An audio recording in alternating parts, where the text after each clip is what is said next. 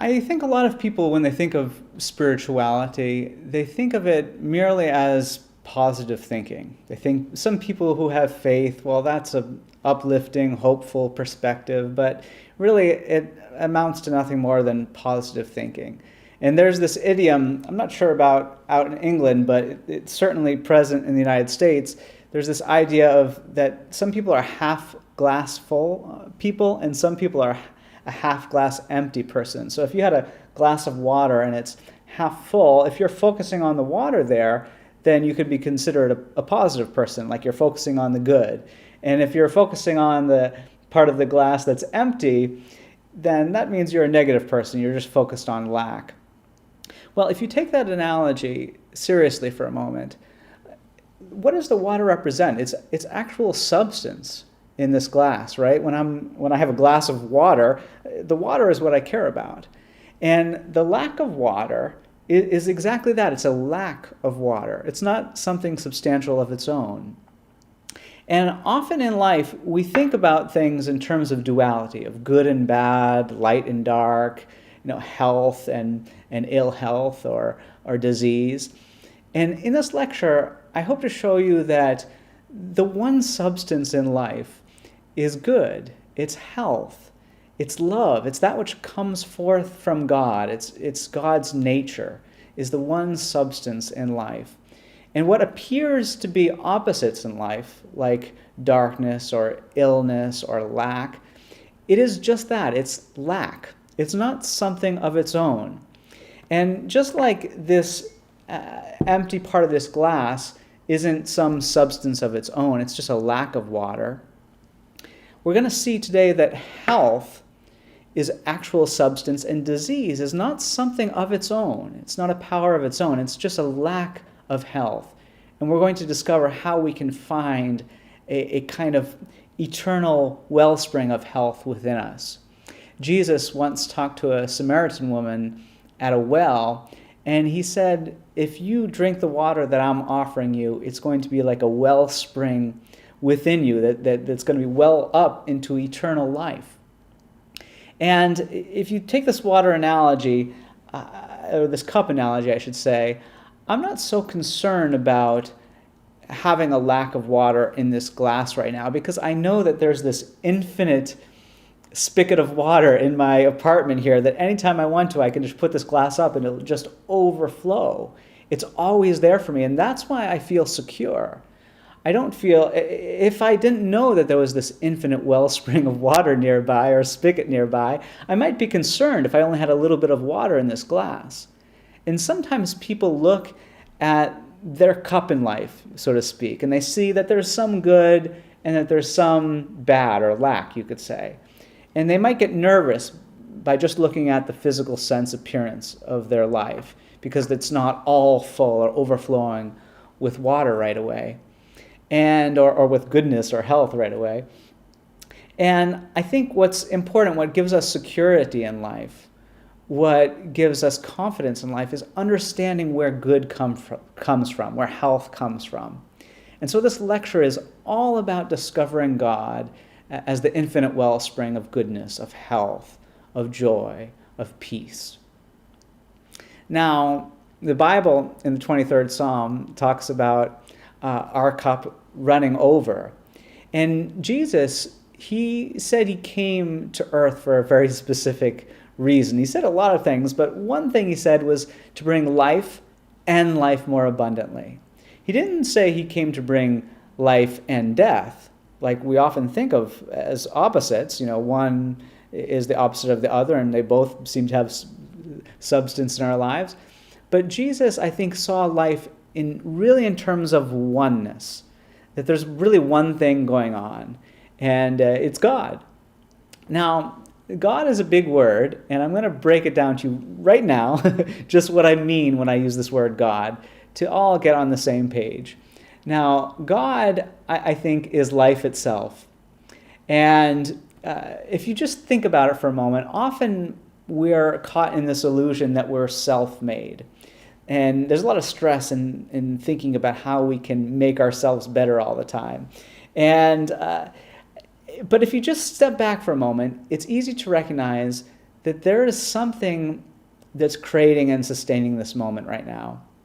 And it's not us as an individual ego or psyche, but there is a life that is making us in this very moment and making the moment that we all belong to. We're all in this life together, and we're all of this life that's actually making and sustaining us in this very moment. And I think most of us could concede that this life is one thing. We're all a part of the same life. And I think of life as God. And when you think about the moments where you've really felt at one with life, we often describe that oneness as love. Like if you're walking out in the forest and all of a sudden you don't feel separate from the trees and the breeze and the sunshine glimpsing through the little forest there. All of a sudden you feel this deep sense of belonging, of oneness. We describe that as love, that sense of unity, the oneness of being.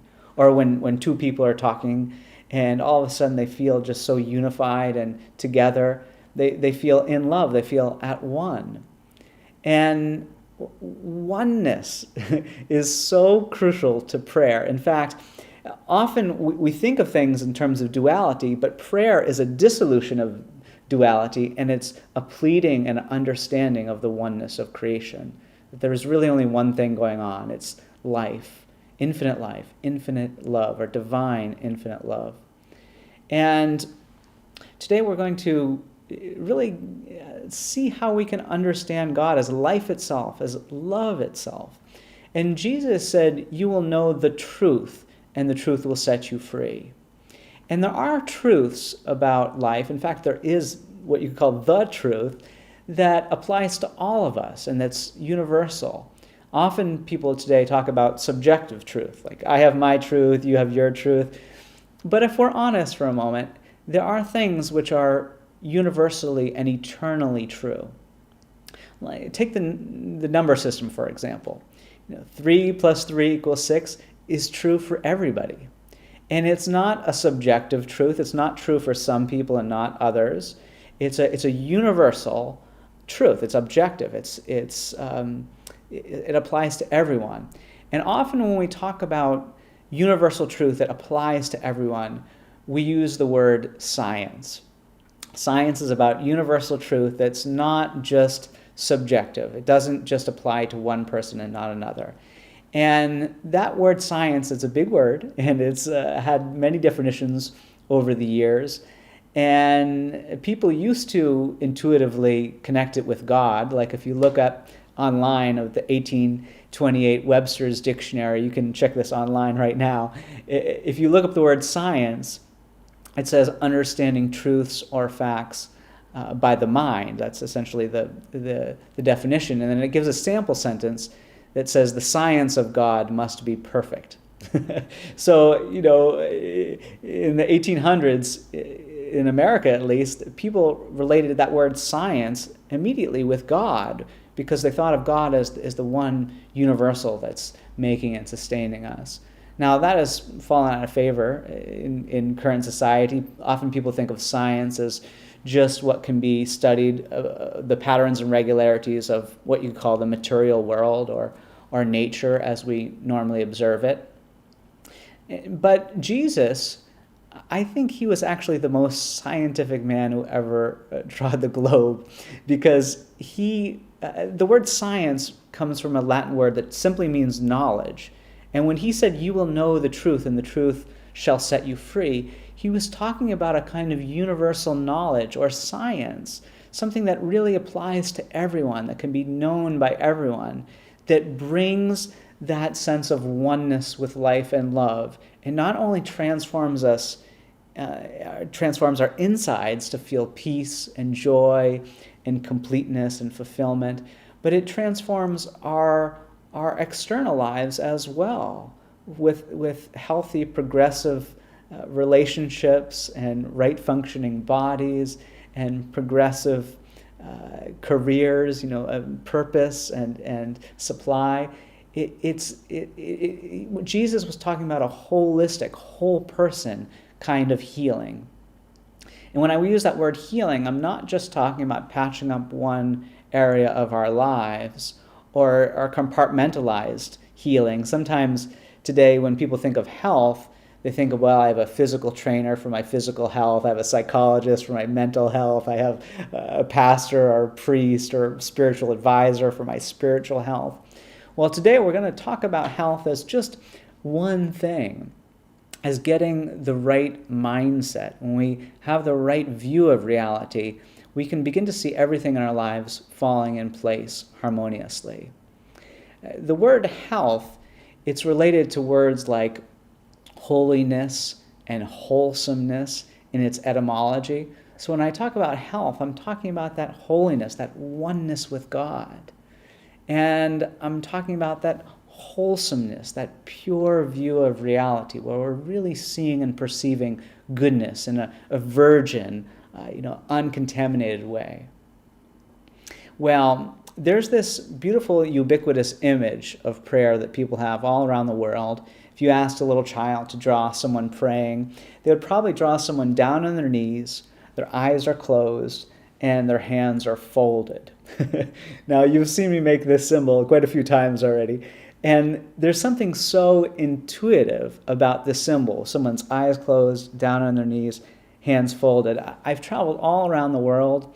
I fell in love with the Himalayas when I was in college or just out of college. I was doing a lot of mountaineering halfway around the world. I've been to Africa a few times. I love visiting different cultures. And I've been quite shocked of how ubiquitous, universal this symbol is for prayer. There's something about it that really strikes at the heart of what prayer is. Now, prayer is not a physical activity at all. You can be driving your car and praying. You could be skydiving and praying. And you could be praying while you're listening to this lecture right now. But everything that symbol connotes does strike at the heart of what it means to pray. What does that symbol represent in terms of closing one's eyes? I think that's about blocking out our material sense of life, because often just what's on the surface, you might see some good, some bad, but that's not really telling you where life comes from, how to get more life and life more abundantly, love and love more abundantly, truth and truth more abundantly. And our physical senses not often only show us lack when that isn't the truth of the scenario, but they often show us the inverse of what is true. And we're going to see that a bit in this talk today. And what does it represent to close one's eyes? Think about it more right along the lines of what Jesus said. He said you should go into a closet to pray. And there weren't a lot of closets when he was out in the wilderness where he liked to be. And so he was clearly talking about a place that's quiet, that's free of distraction, where we really can go inside. He said the kingdom of heaven is within us. And so we can discover heaven it's really a state of mind, of a oneness with God. And I should just note parenthetically that in the Bible, I think one of the most beautiful promises in the Bible is that we can have the same mind that was also in Christ Jesus. And that's what I think Christian Science means. It's gaining that compassionate, holy, loving, purely spiritual state of mind that Jesus had. A state of mind that brings healing consistently. Now, just to finish breaking down that prayer symbol, if we get down on our knees, what does that represent? I think it's humility.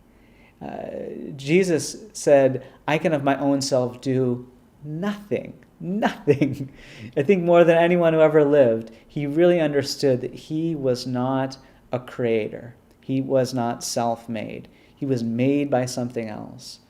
The Bible says that each one of us are wonderfully made. And it talks about this concept of perfection, that we were made by a perfect God. And, to have the humility that Jesus had is to recognize that as an ego or psyche or individual mind, that we don't create anything. We don't shape life or create life, but we're here to express life, express God. And that might seem kind of, well, what's the difference there? But it's like if you're talking about a light beam and the sun creates its light beams out of its very own being, brand new every moment. And the light beams or light rays are the expression of the sun, but you can't talk about one without the other, just like you can't talk about God without us. You can't talk about a cause without an effect. But it is God that expresses and is expressing us. We're not made, just like a light beam doesn't make its own self. It's the very expression of the sun, and you can't ever separate the two or talk about them as something independent. Okay, so we've talked about a lot of ideas here. Now I want to bring out a healing account here to really ground us in some of these ideas and show how they can actually bring real transformation to someone's life. Well, I mentioned I loved the Himalayas. I do love the Himalayas. And when I was fresh out of college, I decided to take a trip around the world. I saved up some money as quick as I could, doing some, just craftsmanship work and hard labor, and I saved up a little money, and I traveled around the world for half a year. I just by myself had a coming of age adventure, and I really fell in love with the Himalayas, the highest mountains in the world. And when I was up in the Himalayas, I kept just doing one high altitude hike after the next, and I really just started to find such peace up in these high mountains. And I love getting the higher perspective. I think Jesus, right where he saw lives fallen flat with sin and sickness and disease, he lifted up his thought high enough and he saw wholeness and holiness and wholesomeness. Just like for a good deal of human history, people believe that we just lived on a flat earth. People would walk out to the horizon line on the beach and they would see a flat earth, and they would just think, well, that's what the physical senses are showing me.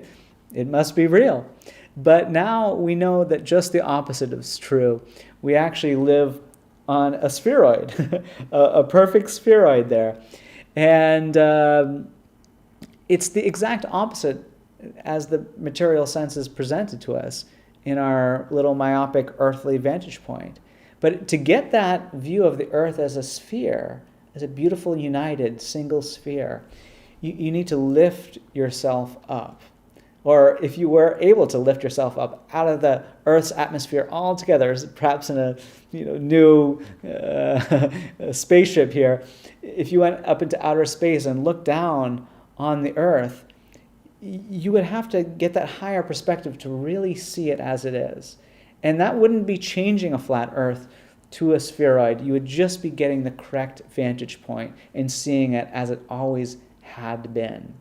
And I think Jesus, when he healed people, he was lifting up his thought and beholding a perfection, a wholeness, a holiness that's always here with us. And his higher, more heavenly perception of life brought healing, often instantaneously. Well, when I was off in the Himalayas getting these higher views, I was also beginning to see higher spiritual views of my life. And what really helped me was this book that I was reading called Science and Health with Key to the Scriptures. In college, I studied what's called perennial philosophy or perennial religion. I was looking for the truths, the ethics, the healing experiences that seemed to be universal, that seemed to pop up in different cultures and religions throughout the ages. And I was obsessed with this pursuit of universal truth. And I wasn't just studying it in school. On the off hours, I was reading books from saints and yogis and sages throughout the ages and all the different little niche religions that have popped out in different places in the world. And I really wanted to know not just some dogma that people grew up with. I really wanted to know what was universal truth. And to be totally frank, I didn't think I was going to land on any one perspective that would be the end-all for me. I was cherry picking from different teachers. I was building my own little unique way to look at the world, and I enjoyed that. But when I read this book, Science and Health with Key to the Scriptures, written by a remarkable lady named Mary Baker Eddy, my life was changed because that book felt like a coming home experience. It was articulating ideas that I felt like I had always known deep down inside, but I just had never heard articulated so sublimely and beautifully and thoroughly. And the very first line of this book, it identifies the kind of prayer that heals. And I'll just read you this very first line. It says, "The prayer that reforms the sinner and heals the sick is an absolute faith that all things are possible to God, a spiritual understanding of him, and unselfed love." And what's kind of cool is right after that line, the author, Mary Baker Eddy, says, "Regardless of what another may say or think on this subject, I speak from experience." And that is the thing that really got me about this book. It wasn't theoretical. It came right out of the life of this remarkable lady, Mary Baker Eddy. There is this biography called Christian Healer that catalogs over 300 healings that came about through her prayers. And it catalogs how she healed people who had cancer in its last stages, people who were blind and deaf and crippled, people who were at the end of the rope in so many different circumstances. And through prayer alone, she was able to revive them to a life of health and peace. And often people talked about how they were, after they were healed, about experiencing a kind of heaven on earth, a kind of love and joy and peace they didn't know was available here and now. And this book, Science and Health, really helped me rediscover the Bible. I grew up as a Christian, but my mom was kind of church shopping when I was young. She got divorced against her will at a pretty early age, and her church never really accepted her after that. And so she was kind of searching for perhaps a more liberal or open-minded church when I was younger. And she tried out quite a few churches. And I had a friend down the street from me, my best friend, by the same name. He was named Nate as well. And his dad was a Baptist minister. And so I would go to their church a little bit. I would go to the church with some of my Catholic friends. My mom was looking at more Presbyterian or Universalist shades of Christianity. And so I experienced a wide berth of Christian practice from a relatively early age. And I always loved hearing about Jesus. He was such a wonderful individual, and he seemed to be just God himself. He seemed to be like God, indistinguishable from God. And yet I felt like so distant from him. And when I would read, of course, about him healing people instantly in the Bible, that just seemed like something that was unique to him or some gift that he gave to other people. It certainly wasn't unique to me. My parents weren't very religious. And what's interesting was when I started to read this book, Science and Health, in college, I started to get a totally different view of Jesus. I started to glimpse of how he saw the world. And I started to experience healing in the same way that is described in the Bible. And what's so cool is I've got a little 4-year-old at home right now that I love to death. And on a good day, she acts like she worships me, like that I can meet all of her needs. She thinks I'm the best. And I just love it, of course, as a father at this stage. But I don't want her to stay in that infantile or toddler stage forever. I want her to grow up, mature, to eventually do the things that I've done and even greater. And I think Jesus, he looked at everyday people. He took them under his wings as disciples or students. And he said to these everyday folk, just like you and me, you're going to do the things that I did and even greater because I'm going to my Father. And I think he was saying because I go to God for all my inspiration and my healing, and I'm teaching you how to do it as well. In other words, this is a universal science. It's not a gift. It's not a mystery. It's something that can be understood. You will know the truth, and the truth will set you free. Well, when I was up in those mountains in the Himalayas, I met a man who just seemed to have a black cloud over his head. He seemed to be aggressively negative. He was as far as one could be from the consciousness of Christ or Christ consciousness. And this friend, I really wanted to talk to him. I really wanted to retrieve him from whatever false, fallacious, negative ideas he might have been entertaining. And I met this man in the context of staying at this wonderful inn, and his whole family was just the most lovely people. They were just so lovely, and yet he he seemed to be dealing with some kind of psychosis, or just just some mental issue that was really disturbing him. Now, I never got the chance to talk to him that night, but he was just still kind of on my mind. And a couple days later, I was back in town scouting out a longer trek in this region when I got a call from a mountaineering guide who was with me when I originally met that man. And he said, "Hey, Nate, that guy you met up in the mountains who was all negative, he got in a terrible accident and he's in the hospital. Would you like to come visit him with me?" And I said, "Of course." And I thought, oh, this is my chance to give him a dose of love. Well, when I got to the hospital, I just did not know what I was getting myself into. I was not prepared. This hospital was full of sights and sounds of illness that I had just never seen or heard before. It was like walking into a Halloween monster house. And it was especially apparent when I got into this particular man's room. He was tied down to the bed and he was acting as if he was possessed by a demon. And he certainly was playing the part. And I had never seen anything like this other than when people dressed up in Halloween in America. And what was interesting to me is that everyone in the room just thought of this as normal. It was this contagious idea, and they would have called it demonic possession. And they thought that this was very normal. Now, I don't believe in demons, and Jesus talked about casting out demons in the Bible, and I think he was talking about casting out false beliefs or false voices when he was out in the wilderness himself. In Matthew 4, it's cataloged that a devil was speaking to him, and this devil was just like a voice in his head because it told him to jump off a high temple at one point. And if the devil had any power, it would have just pushed Jesus. But it was just this voice, right? This seeming opposition to God's goodness, but that doesn't really have any power or substance. And so it was interesting. I felt like I was not of their culture. Just like Jesus, when he said in the Bible that he was not of this world, I think he was saying, I'm not of your limited cultural beliefs of life fallen flat. I have this higher, more heavenly view of life that shows that wholeness and perfection is the eternal reality of being. Now, I've used that word eternal a couple times here, and sometimes when people hear that, they're like, oh, that's very esoteric, out there, kind of woo-woo spiritual talk.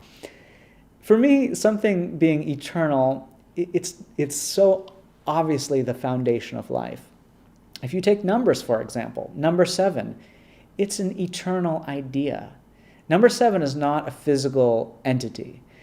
You could draw 7 on a chalkboard, like my daughter has these markers that you write, and then the marker ink disappears after you write in it. And if you wrote 7, you represented it materially, and it started to fade away. You wouldn't be scared you were going to lose 7, that nobody could, that number wouldn't be useful anymore, because it's an idea, it's not a number. Different cultures have different words, they utter different sounds to represent that idea of 7, but ultimately it's an eternal idea. Now, for something to be eternal, it means it's not subject to material law.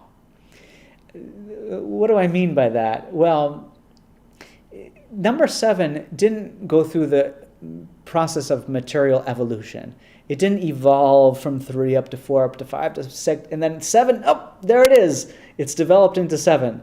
And it's not subject to the second law of thermodynamics, entropy. It's not subject to decay. It's not going to, after a long period, droop down to 6.8.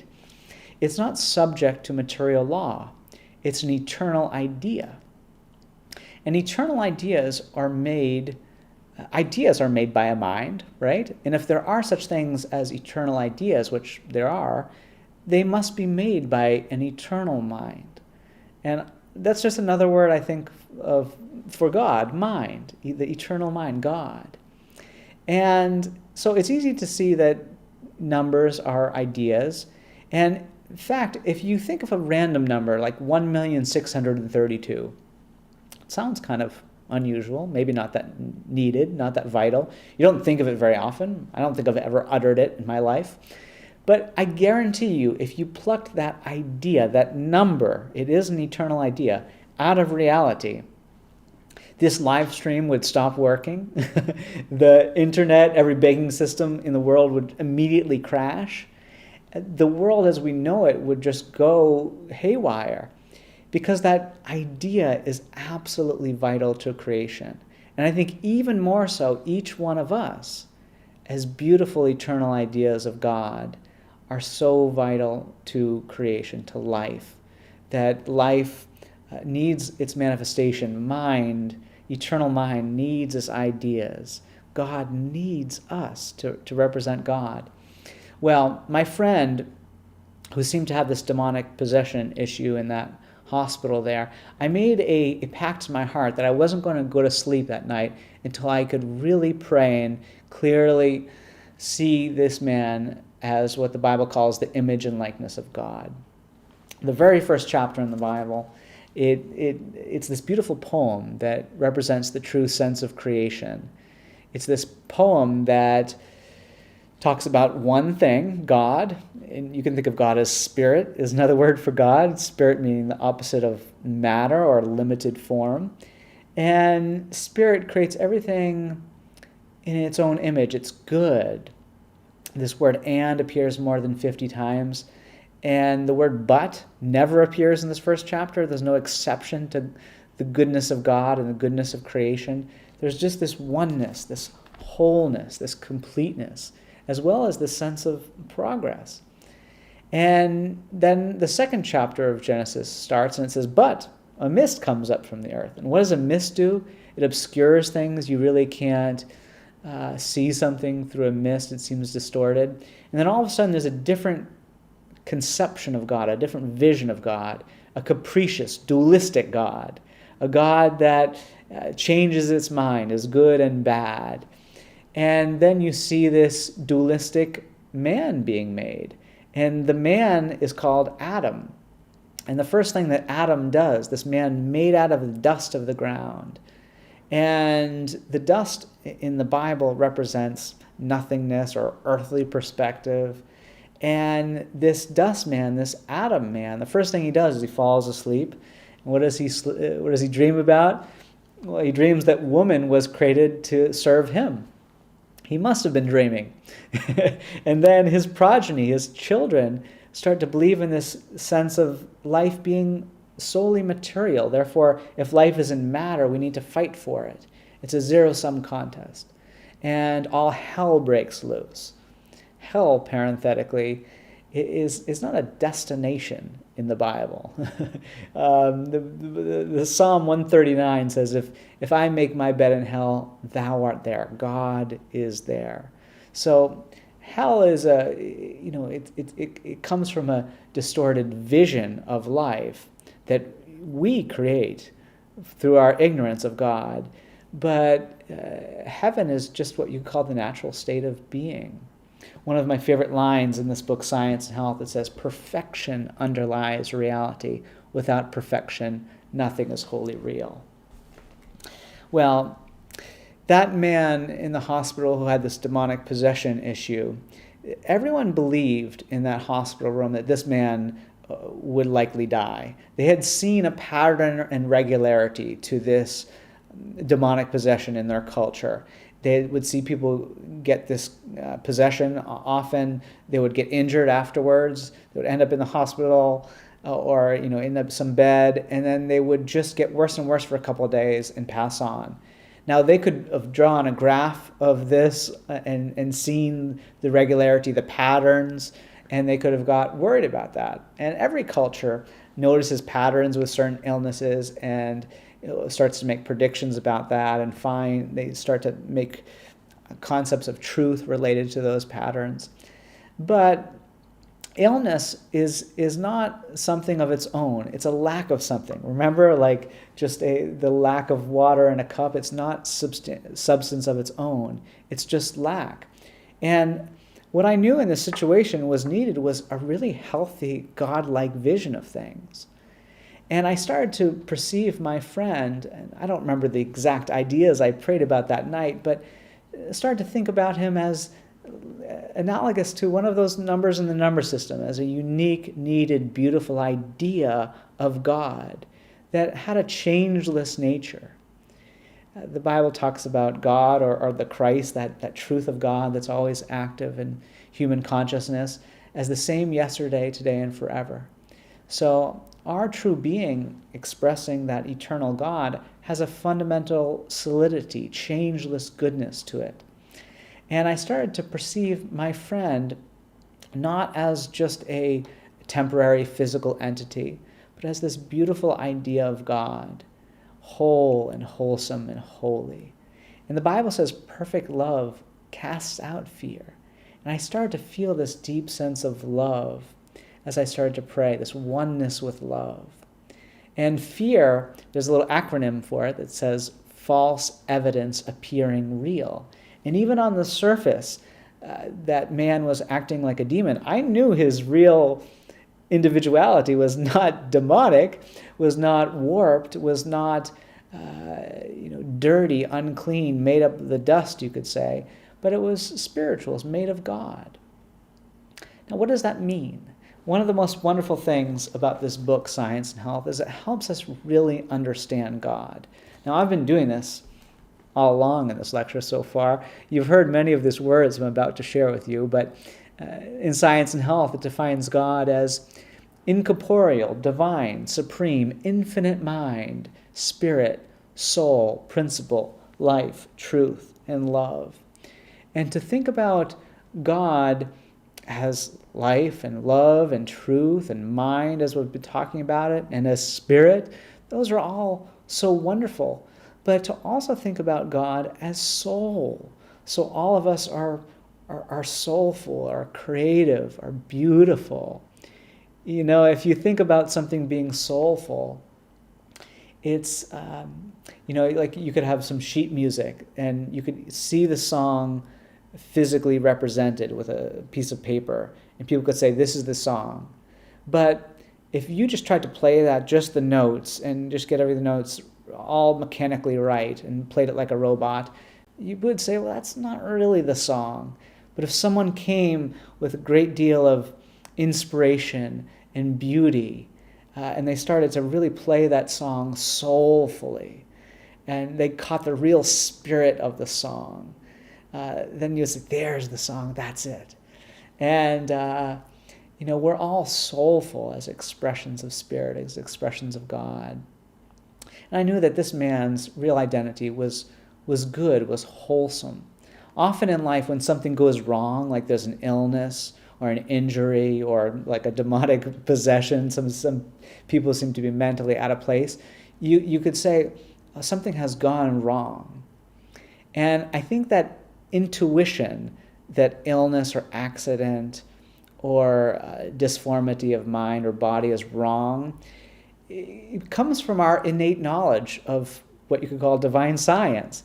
It comes from that sense, well, just like 2 + 2 = 5, you can see it physically the same as you could see 2 + 2 = 4 on a chalkboard. You could write them right next to each other in the same font. You could see them in the same way physically, but one would be true and substantial because it expresses an invisible principle, an eternal invisible principle, and it creates useful things when you learn about it and when you reason out from it. And the same is true when you see an injury or accident.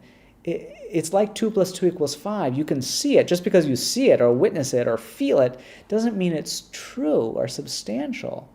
It doesn't mean that it's correct. It's literally wrong. And I knew that this was wrong about my friend, that he wasn't a demon or that there was no substance in this illness. It was just a lack of health. And Mary Baker Eddy defined, she answered the problem of evil, you could say, in part by saying that it is our ignorance of God, the divine principle, which produces apparent discord, and the right understanding of him restores harmony. And that word principle, what a beautiful word that is, because it comes from the same root as the word prime does, meaning something that's irreducible. It can't be explained in terms of anything else. It just is. Like a prime number, like number 7, you can't explain it in terms of any other combination of numbers. And some people today believe that, they believe that the whole spiritual enterprise is an epiphenomenon of material life. It's different material elements that have been put together in a right sequence that has caused us to think or make up gods, or the whole idea of consciousness, that it's an epiphenomenon of material evolution. It just appears when things come in the right configuration of matter.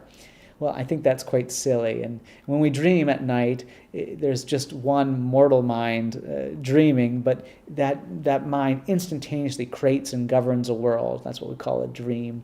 And that's a little glimpse of what is possible for mind to do. And I think we're all in and of the divine, infinite, eternal mind that is God. And that mind is love. So when I was praying for my friend, I just started to feel this deep sense of love. All the fear evaporated. I no longer felt like there was any substance in that surface imagery of that demonic possession. I started to sense this man as whole and at one with God, and forever good and unchangeable as a spiritual, eternal idea of the divine, infinite mind. And as I thought along those lines and started to feel this deep, capacious, oceanic peace that transcended rationale, I eventually fell asleep. And I should just say, that experience, I felt so deeply right, so right. It felt so right. And it wasn't any strange denominational, spell I was casting or strange logic. It was this universal attempt to understand the oneness of life. And when I passed by this man's village the next time, when I was hiking out there a few days later, I stopped in to visit his family, and you know what? He was already back in his village. Not only was he feeling great, he had a little injury from the demon who possessed him. He believed pushed him off a cliff, and that was looking better. And not only was he back in his village feeling great, but he had this beautiful, winsome smile on his face. He was in a completely different mindset. He looked so alive with God's peace and goodness. And it felt so akin to that same feeling I felt in my prayer that night. And I don't think those things were disconnected. I really believe prayer made a difference. And his family, of course, said, boy, this was just such a miracle. And they were so grateful and everything. And that was so cool. And I've seen so many times over the years, since I was in college, studying this book, Science and Health, has helped people gain that same mindset that was also in Christ Jesus in a logical, understandable way. In fact, the last 100 pages of this book are accounts of people who just by reading the book were healed of very critical and difficult, often long-standing physical and mental ills. And, Christian Science, it is like a light in the darkness. It reveals good where there seems to be darkness or lack. And if you think of it for a moment, imagine something just really dark, chronically dark. Maybe something had been dark for millions of years. Maybe there was a cave that no one had ever visited. And you took just a tiny little flashlight, and you said to this little flashlight, come look at this chronic darkness. It's been dark forever. It's the darkest that something could be. And this little flashlight shone into this cave. And it would say, I don't see any darkness. I only see what my light illumines. And Jesus talked about himself as the light of the world. And he said that we, following in his footsteps, also were the light of the world. Again, he didn't think of everyday people, I think, as so different than him. I think he thought of them as possessing the same godlike nature, because there's only one thing that creates reality, God, and we're all made in God's image, just like Jesus was. Jesus best understood that and knew that, and he was a full transparency for God in a way that no one ever has been before or since. And he mapped out the straight and narrow way to God, and there's really no other way to find God except by following in Jesus' footsteps. And yet, we need to actually do it. We don't magically become better people or discover healing just by saying that we believe in Jesus or we believe in any Christian doctrine. Just like any science, you need to actually go and apply it and prove it. And to bring another example out here, I had a friend some years ago who was introduced to Christian Science, and he just had a beautiful concatenation of healings, a series of healing accounts that I thought were just quite beautiful in the way that they unfolded. One time we were both looking for apartments in a small town. We didn't even know we were both living in this town. And my friend, after a long, arduous search, he eventually landed on an apartment, and I did as well. And it turns out we were renting places right next to each other. And when we were reunited and realized, how everything unfolded, it just was such a blessing for both of us. We were both going through difficult breakups at the time, people who we had dated for many, many years, and yet it was so cool. We're just angels for each other during this difficult time. And I remember one rather uninspired moment, and I said to my friend, I think you should go try to win that girlfriend of yours back. And he said, Nate, what I actually think I should do? I should read that book that you gave me, Science and Health. He said, I think the answers are in there. And as he started to read this book, he started to discover that God is love. Love is not material. It's not in the box or body of another person. It's not contained in one place in time and space. It is life itself. It's God. And the difference between spirituality and materiality is that materiality says we need to get something and possess it, hold it, box it in, materialize it, kind of have it for ourselves to have substance, right? That substance is material. It's in a box. It's in a dollar bill. It's in a house. It's in a physical body, right? And spirituality says that we actually need to give ideas, the qualities of God, away, because that's what substance is the qualities of God, and to actually feel like we really have those qualities, we need to express them, we need to give them away. So as you give love away, and love more, and love more, and love more, you all of a sudden don't feel like, oh, I have so much less love now. No, it's just the opposite. The more you give away and express that love, the more you start to realize, oh, love is infinite. It comes from this infinite wellspring. And when I have that understanding of God within me, it just comes up and up and up, and it never runs out. It's that eternal wellspring of goodness within, a kingdom of heaven within.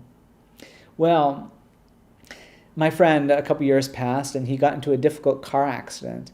And it seemed like there was perhaps internal injuries. It seemed like he needed to get rushed to the hospital. But since he was acquainted with Christian Science, he had this sense that he wanted to step back from the drama of the situation and just pray about this particular circumstance. And he was able to do that. And he was able to kind of lift himself up above the drama of the situation and the kind of reactionary kind of human mind wanting to get into all the little details. And he lifted himself up as we started to pray about this and started to glimpse himself as a spiritual creation of God, made by something not of circumstance or chance, not subject to material law, but to spiritual law. In other words, to his relationship to God. And as he understood himself as the very expression or reflection of God, he ended up having a wonderful healing. Within a few days, he was back at work, like nothing really ever happened. And it was such a wonderful turnaround that he really could tell people about the efficacious nature of Christian Science prayer because of this. And yeah, it's just wonderful. And now a couple more years passed. Now we were a bit out of touch, and my friend called out of the blue, and I picked up the phone. He said, "Hey, Nate, can we pray about teeth? Is that something fair game?" And I said, "Oh, yeah. What's anything is fair game." He could have filled in anything with that space for a noun there, and I would have said, yes, we could pray about that. Because prayer is really just lifting up our consciousness to view things from God's point of view. Now, just to bring out another analogy about how this higher standpoint reveals what's going on, just like our earthly perspective on things not only don't show us the full picture, but they often show us the inverse of what's true, as I noted. And think about it, even when people realized the earth wasn't flat, they still thought the sun went around the earth. They had this earth-centric view of reality, or geocentric view of reality. And if we were able to stand on the sun, we would see that actually the earth revolves around the sun, and that would be the correct standpoint. But we would have to get on the sun and look out, and from that vantage point, we would see the truth. Now, the truth is the reverse of how it appears here on earth. And we see this in Christian Science, is that we need to look out from God and not our material senses to understand what is really going on, what is moving and governing reality, and to begin to see life in the orbit of God's love.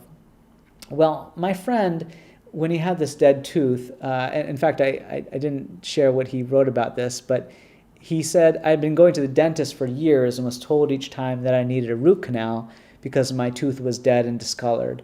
The only other option was to have it pulled." And as we prayed about this, we started to realize that my friend's substance was in the understanding of God. And those two words, substance and understanding, they're actually saying the same thing. Understanding, substance. They're about what are we standing on mentally? What is the ground of being? And if you haven't picked up your Bible in a while, if you're a little rusty with the Bible, or if you're new to the Bible, great place to start is Matthew 5, 6, and 7. It's what some people call the Sermon on the Mount, this higher view of things that Jesus taught. And this spiritual view of life that comes across in these roughly 10 pages, they are what I call Jesus' greatest hits, because most scholars think it's a collection of Jesus' seminal teachings.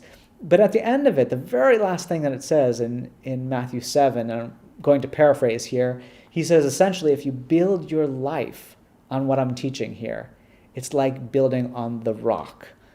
When the storms of life come, they try to knock you down, your house, your consciousness is going to stand strong because you're built on the rock.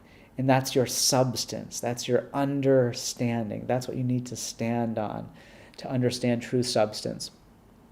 And so as I was praying with my friend, we started to look at his life and his substance out from God instead of out from the material senses. Now, there was an x-ray of a dead tooth, and his dentist was certainly talking about it for a long time, and he was in dire straits financially, you could say. He was a young guy, like a lot of people right now. Post-COVID, he was, people are struggling financially. Many people are, and my friend was in between jobs. He was a young lad, didn't have health insurance, and yet I think he also desired what you could call the ancillary effects of prayer. He knew that when you lift your thought up to God and feel that oneness with God, it affects every little nook and cranny of your life. I have a home up in Maine, and it's on a tidal river, and when the tides come up, every boat in the river comes up with the tides. Not one is left down.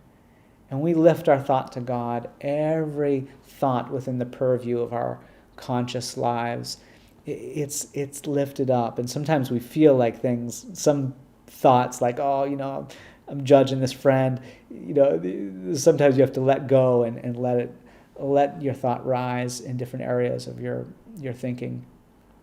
Well, as we were praying about this issue, we started to recognize that my friend, as the expression of life, there couldn't be any death in him. Death was not the opposite of life, just like darkness is not the opposite of light, just like health is not the opposite of disease. And we started to recognize that there really could not be any decay process in an eternal idea of God. I certainly was thinking along those lines. And as we were praying right out from God, sensing that his life was in the orbit of God's love, and that his substance was correlated to that understanding of God that we were learning about, affirming in our prayers, I can certainly say for myself that that concept of there being any death or lack in him started to disappear, and I started to just feel that overflow of God's love, like we were just pouring love into the situation. There just wasn't any room for lack anymore, any room for the belief or consciousness of death anymore. And death, parenthetically, I should say, is often people's biggest fear in life. And Jesus, even though his immediate disciples experienced him multiplying loaves and fishes and healing people instantaneously and all sorts of things they probably never dreamed were possible in life, when Jesus died on the cross, they just went back to their old jobs, fishing. That death was so influential, that image of death. Just like in this situation, to a much lesser degree, this image of this death of the tooth seemed very concrete, substantial. And to the disciples, that image of death, the death of Jesus, seemed to be so concrete, even more concrete than Jesus' life at the time. But Jesus, everything that he taught was about eternal life. And Jesus overcame sin, false thinking. He overcame ill health. And he overcame what the Bible called the last enemy, death. And when Jesus rose again and proved that death did not have the last word, and that death is at best change, but really just a false concept we need to get rid of. That when Jesus started to appear back to his disciples, his resurrection and appearance to them changed all of human history. Imagine if someone came around today and they made such a difference that we said, okay, clock's back to zero. Everything is new now. That's what we collectively did, that humanity did after Jesus. And Jesus really changed everything with his resurrection. And because that sense of life's supremacy, that death is something that can be overcome, it's an idea, it's a concept that we can begin to see our way through. We can begin to understand that life is substance and death is an area, a vision of lack where we can have more understanding about life. Well, as we thought along these lines and I prayed for my friend, again, that feeling of oneness started to become more concrete in thought. And that my friend was at one with infinite eternal life. There could not be any death in him. And this was more concrete than this table or this chair, any matter. Often people think matter is what's, substantial. But if you looked inside of this book, went all the way down to the atoms, and you opened up an atom, atoms are, physicists say that they're 99.99999 many nines % empty space. So in biblical vernacular, you could say, Adam, where art thou? Because that idea of the material atom is not so different than the mythological atom that's in the Bible. Different concepts that represent substance in matter as opposed to spirit. Well, after we prayed about this, my friend said, the day after we spoke and prayed about it, I went into the dentist and he and all the nurses were baffled. They looked at the x-ray from before, the ones taken that day. They looked into my mouth. They said that that tooth looked perfectly healthy and I was fine. Nothing further was needed. They said that they had never seen anything like it in all their years of dentistry. Well, that was not supernatural. It was supernatural, most natural thing in the world. And one of the things you get reading about Mary Baker Eddy's life and her teachings is that healing is so natural because it's not changing anything. It's not like faith healing where we're really trying to, plead for God to change something about reality. Just like you're not changing a flat earth to a spheroid by getting a higher and more correct view of it. You're just seeing what it always really has been. And healing is not the human mind affecting another human mind or one human person praying and changing another human individual. Prayer is really lifting up our thought to God and seeing the wholeness, starting to feel that within our heart, to recognize our at one-ment with life and our true spiritual being.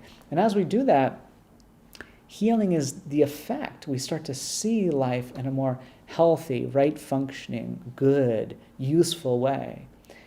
And when you read about Mary Baker Eddy's life, even though she was such an extraordinary healer, she really wanted to be known as the discoverer of Christian Science.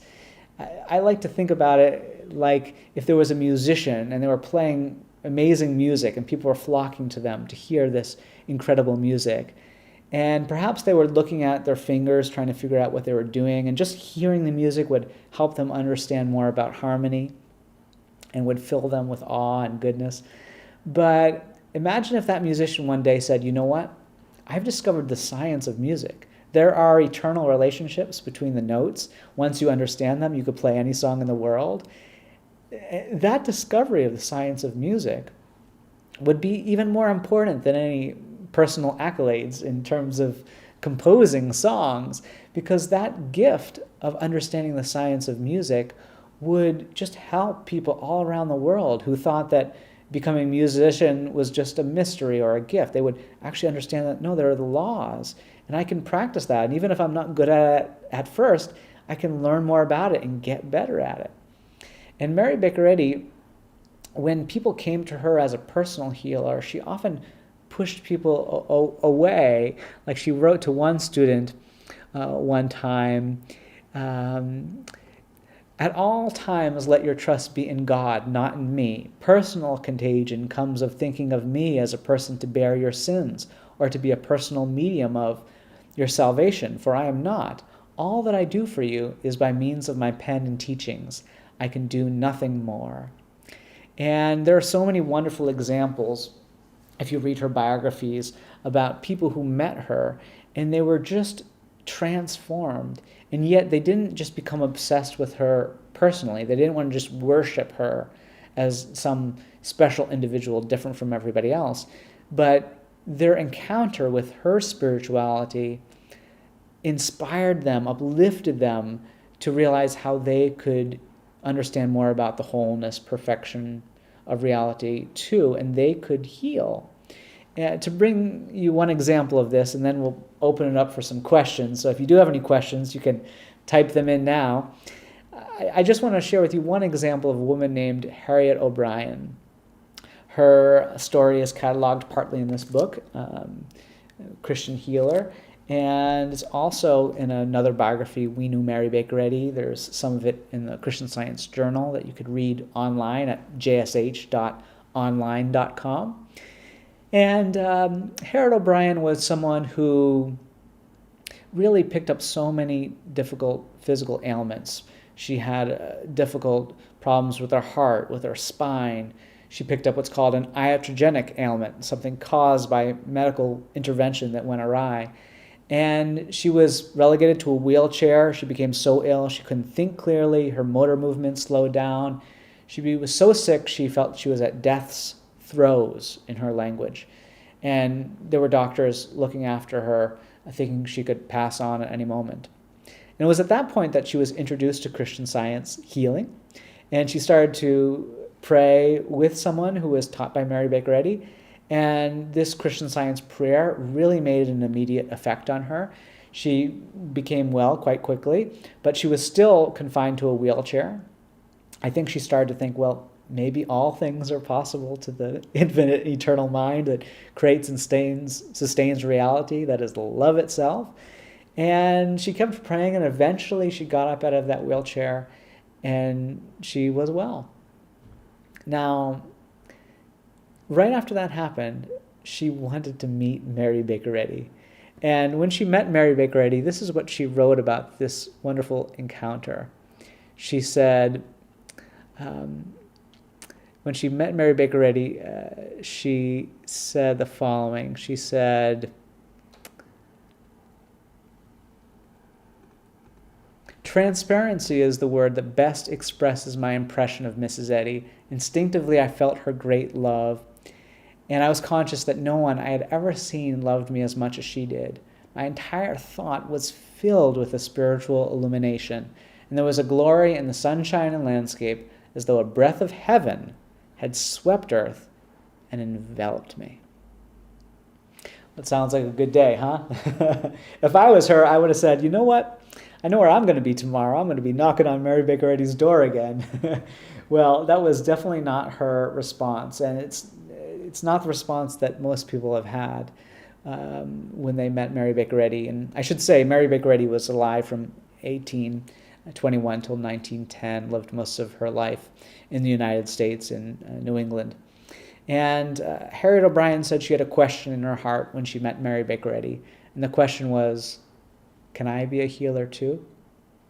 And the moment she met Mary Baker Eddy, she said that question was answered. She hopped on a train, went back to her hometown in Kansas City, promptly started a public practice of Christian Science, and she said that she advertised in the Christian Science Journal for over 50 years as a professional healer and left a record of healing. On several occasions, she said that she helped people revive from their apparent deathbed to a life of health and prosperity, all through prayer alone.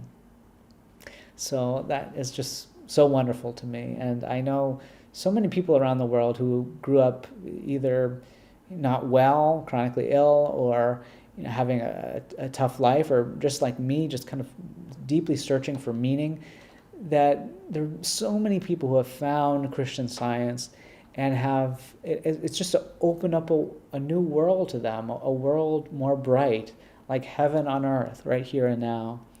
And I can say that many times in my past I felt very hopeless and very just this emptiness. But ever since I've really understood God through Christian Science, I've always felt this deep sense of security and stability and hope and peace underneath everything.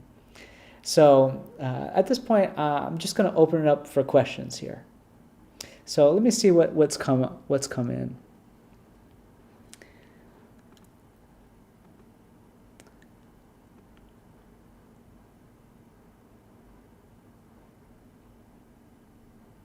Okay, I don't see any questions yet, but someone was asking a bit about the relationship between Christian Science and prayer, and if there's any specific prayers that she could pray for healing. And I would just say that with prayer, the words don't matter so much, in that there are no magical words that you say that can just bring healing to someone, just like there are no magical words you can say to someone to have a perfect relationship with them. Like, for example, if you wanted to have a perfect relationship with a loved one, you could say, "I love you." It's a good start, but it's not the words that would make them feel love or create a great relationship. It would be how you say it. But more than words itself, it's how you act to them. It's your posture towards them. It's your living relationship with them. And so that sentence we were looking at today, the prayer that reforms the sinner and heals the sick, is an absolute faith that all things are possible to God, a spiritual understanding of Him, and unselfed love. To make a great relationship, You need to have an absolute faith in someone. And that's going to take shape in words of encouragement and so forth. To really understand them, that takes patience, that takes trust. And to really love is just not trying to get something from someone, but to really see the very best in them. And to have a perfect relationship with God, that takes an act of trust. That takes really understanding God, which often takes a study of the Bible, and that book, Science and Health, is a wonderful help. And that gives us that inner understanding. And to really love, it takes just understanding why we exist. To love is to understand more about our oneness with each other and with life. And so there are no magical words. I mean, there are certain words. Jesus gave an example prayer in the book of Matthew, the Lord's Prayer, and that gives us a wonderful template for the kind of approach we should have when praying. It's starting with God and God's nature, and then praying about that we need to be forgiven, to forgive others, to be forgive in. Same thing you could say, we need to look out with healing eyes upon each other to be healed ourselves. And the end of that prayer ends with glorifying God. And so that's some wonderful words. The Psalms in the Bible provide some wonderful words. I love Psalm 91, 139, as I mentioned earlier. And just often talk about what's in the Bible as the Word of God. And so often as you're studying the Bible and this wonderful book that constitutes the Christian Science Pastor, these two books in collaboration with each other, you really can gain certain ideas and phrases, and even study certain paragraphs or chapters that really for you can often become the Word of God and the basis of your prayers. So that's just something wonderful to think about there. And but true prayer is something more than words. It's a deep understanding of God. It's an act of faith or trust in God, and it's a love for God and God's creation. Okay, let's see what else came in. I don't see any other questions, but I do know that someone was recently asking me about the vaccine and its relationship to Christian Science, and someone was asking that they heard some Christian scientists took the vaccine and they were surprised because they thought Christian scientists don't take medicine or don't use material means. And I would say that one of the things I love about the Christian Science Church, I grew up, like I mentioned earlier, going to a wide variety of different Christian churches, and I was,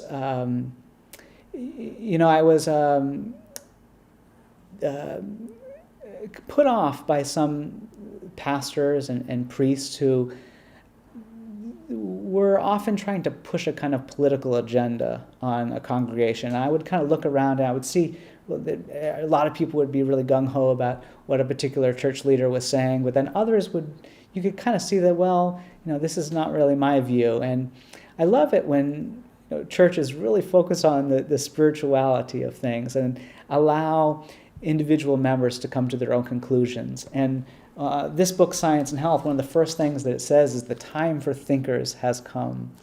And I love how it just encourages us to make our own demonstrations and doesn't try to use human will to shape our own thoughts and opinions. And I say that because Christian scientists are going to God for their first aid, but Christian scientists are at all different points in their own demonstration. And Jesus said, "Suffer it to be so now," to some, and made some material concessions in his own life. And Mary Baker Eddy apparently vaccinated one of her grandchildren, at least one of her grandchildren. And Christian scientists are very practical people, and so they're going to do what they feel is best for the welfare of their communities, of their families. And sometimes, like any family situation, sometimes compromise is needed, sometimes thoughtfulness for the whole group is needed. Christian Scientists are striving to be the most Christian-loving people in the world. And so some folks are going to come to different conclusions about this matter, just like any other thing. And I just love the sense of Jesus said that he judged no one. And that sense of true non-judgmental love comes out of Christian Science prayer for sure. And there's a wonderful thing you can check online called christianscience.com/press-room, Christian Science press room. And it will show you some public statements from the Christian Science Church on this issue that are just so full of love and so full of just that feeling of individuals being able to make their own judgments without being pressured by a church or anyone else on these kinds of issues. So I hope that gave you some more understanding there. And you can check out christianscience.com/pressroom for more questions. Let's see if there's any other questions here. I don't see any other questions that came in. Okay, we got one more. What do you think is the relationship between spirit and what we think of as the material body? Yeah, so when you dream at night, you could picture waking up in a dream and will probably be walking around, you'll be seeing things, you might be touching things in that dream. And it can often feel very physical. You hear this same kind of testimony with people who have what's called near-death or after-death experiences. If somebody loses consciousness for one reason or another, maybe their heart stops beating, and then if after maybe a few minutes or a few seconds, they come back to life, they usually tell you a story. Sometimes it's a very wonderfully heavenly account. And in either one, whether it's a dream or an after-death experience, these are just different conscious states that are different than our everyday norm. And in either one of those, you see a conception of body.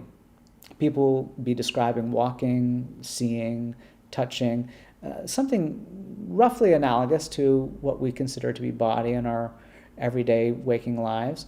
And so you can see that within either one of those scenarios, that the body is within thought. It's within consciousness. And a very physical or limited body often represents a kind of limited physical perception. And sometimes it's not our fault or our physical perception. We don't truly have a physical mind, or a physical perception is kind of an oxymoron. And if we don't feel right, just like when you have, if you ever go to sleep feeling bad and then all of a sudden you have a nightmare or something, often that bad feeling manifests in a, not bad body in the dream. And the same can be true in our everyday lives. So I see what we call the material body as a manifestation of thought. And as we lift our thought and understand more about God, the eternal mind that is love itself, we start to experience a more loving, harmonious body or embodiment of God's love. And so ultimately, I think that we are the individual spiritual idea of God, and that idea takes form and shape in a way that's tangible and good.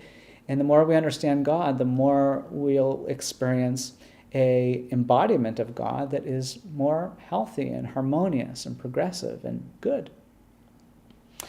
All right, so I hope you caught some wonderful glimpses today of what Christian Science is, of how to pray and heal.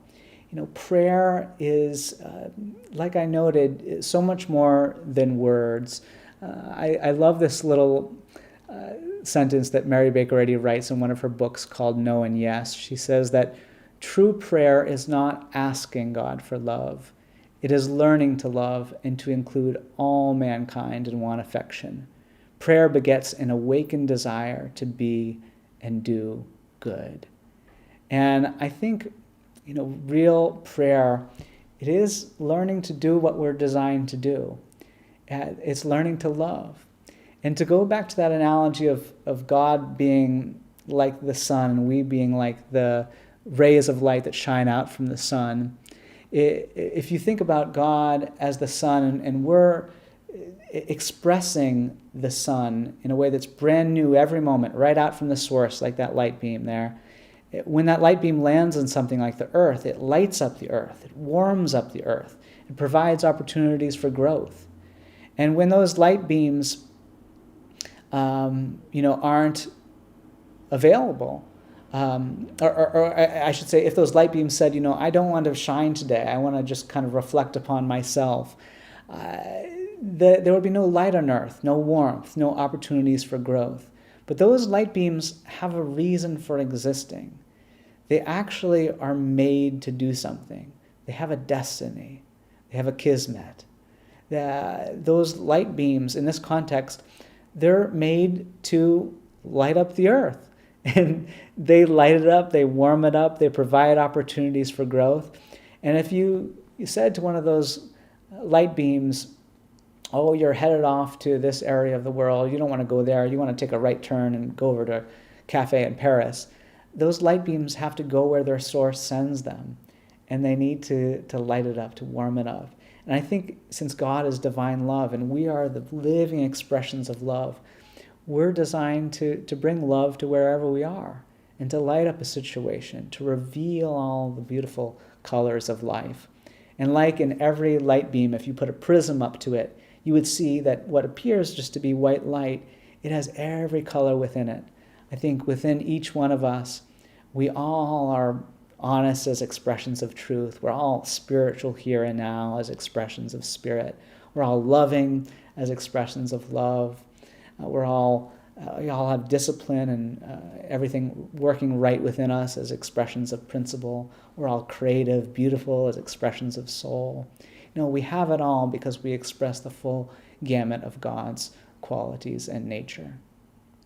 So I hope you caught a glimpse of this kind of healing that can brighten and warm up your whole life. I hope you get a chance to read more of this book, Science and Health, if you haven't read it before. And if you have read it before, you might want to read it again.